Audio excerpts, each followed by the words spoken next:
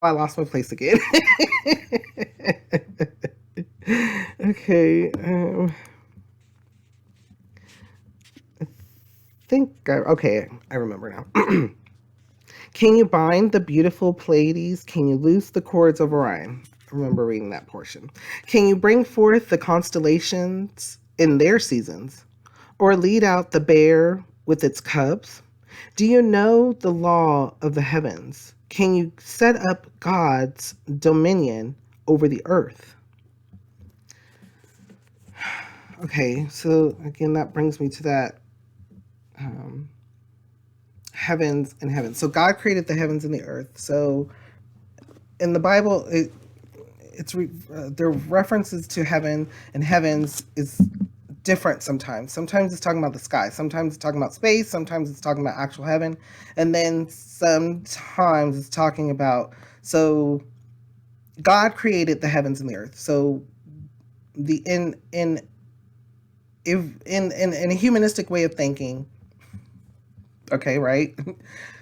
Where God is also heaven. Where God is everywhere, God also created heaven. And so some people think that where God is heaven as well. It's a higher heaven. It's the highest heaven. It's the holy heaven. So that's why can you set up God's dominion over the earth? So God created heaven where he resides as well, and the heavens, which is space and the earth and time, right?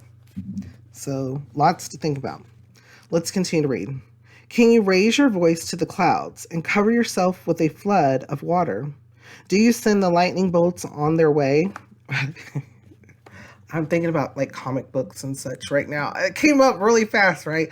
Not just comic books, but things that we think of.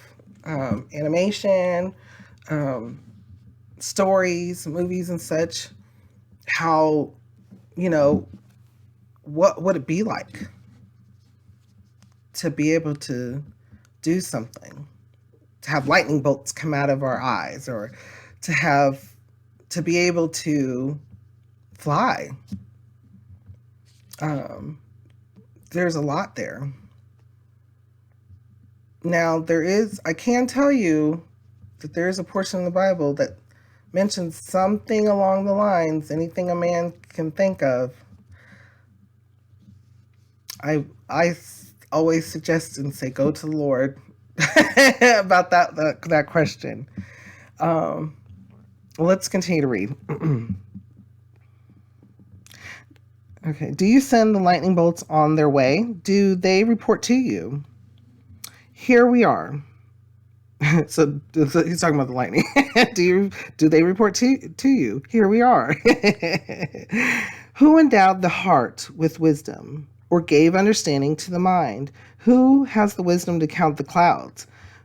Ooh, that would be difficult, right? Because they're in constant movement and changing and shapes and disappearing, evaporating, and then growing back. Anyways, let's continue to read.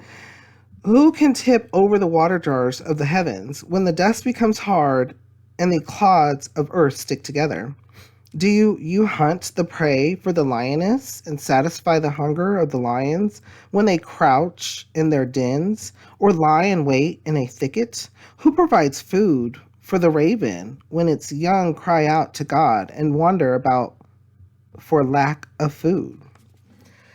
So there's a lot here. There's a lot of stuff that we can even take verbatim too. Think about it. We seek things, we live, eat, sleep, repeat, right? And there's animals that have to do the same, but who gets their food? How do they know when they wake up that there's going to be a warm, delicious warm? Take a bird for an instance. How do they know when they wake up there's going to be a warm, delicious worm for them? Uh, Animals in the sea, whales. How do they know they're going to be able to?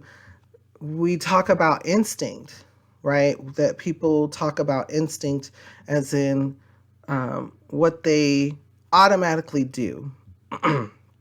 But is that automatically thing controlled? Will there be a worm? Will another bird have eaten that worm? Will the worm even be there or come out of the ground?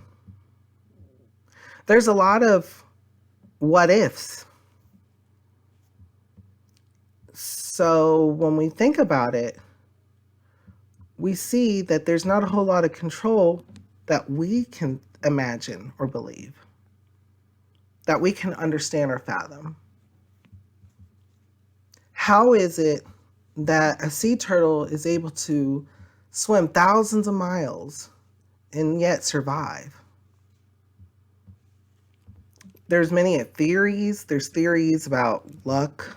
There's theories about, the fit of the wild, who's the fittest, the strongest. Those are all good theories.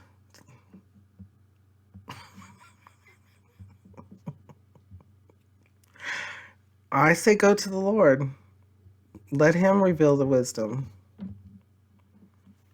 Think about it. What kind of thoughts or feelings come to your mind? How does it make you feel, and what does it make you think?